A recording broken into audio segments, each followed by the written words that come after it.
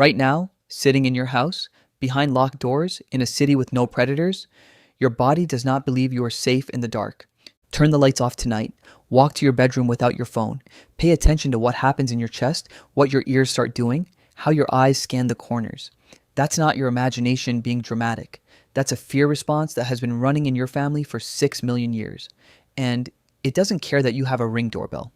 By the end of this video, you'll stop calling yourself a coward for being afraid of the dark, because it turns out you were absolutely right to be.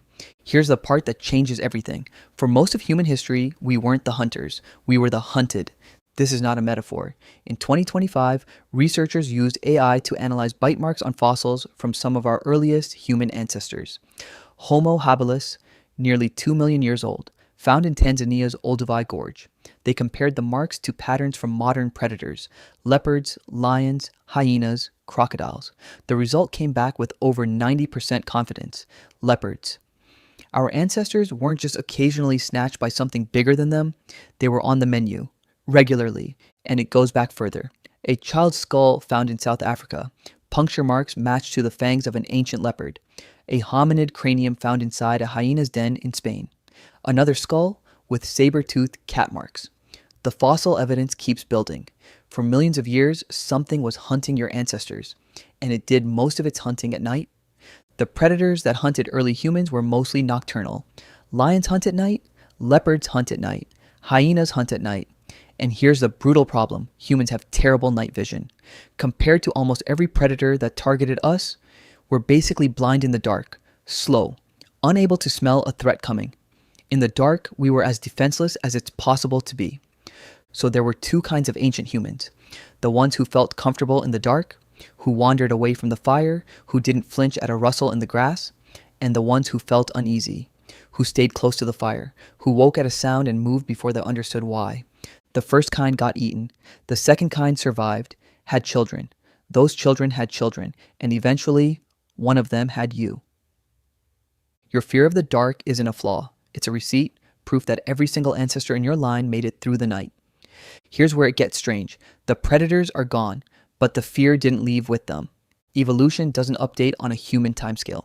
The few thousand years we've spent in lit houses behind locked doors is nothing against the millions of years we spent as prey on an open savanna. The alarm system is still running.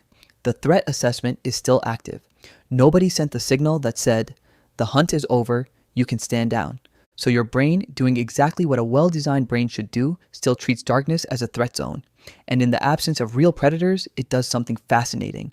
It fills the gap with whatever's available. Think about what happens when you wake up at 3 a.m. and hear a noise you can't explain. Your brain doesn't think leopard. It reaches for the threat that makes sense in context. An intruder, a shape in the doorway, something you can't quite picture, but you feel it there. And that vagueness is the whole point. A leopard in the dark doesn't announce itself.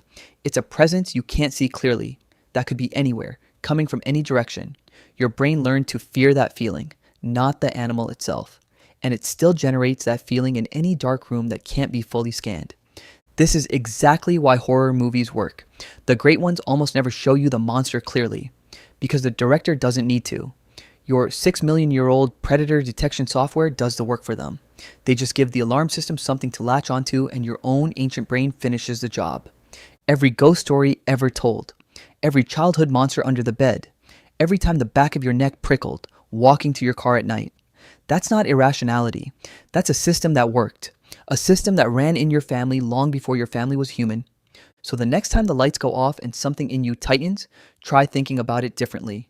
Not, "I'm being silly." Not, "There's nothing there." But, "This is a 6 million year old alarm. It has been running in my bloodline since before we were fully human. It is the direct reason I exist."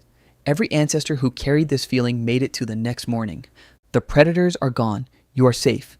But it's kind of beautiful that a part of you refuses to fully believe it, because that part is the reason any of us are here at all. The lights are on. You're fine. But your ancient self isn't entirely sure. And honestly, good. If you like this, the next one is just as strange. Because it turns out when you get goosebumps, your body is trying to puff up fur you lost a million years ago. Same ancient alarm system, different leftover. I'll see you there.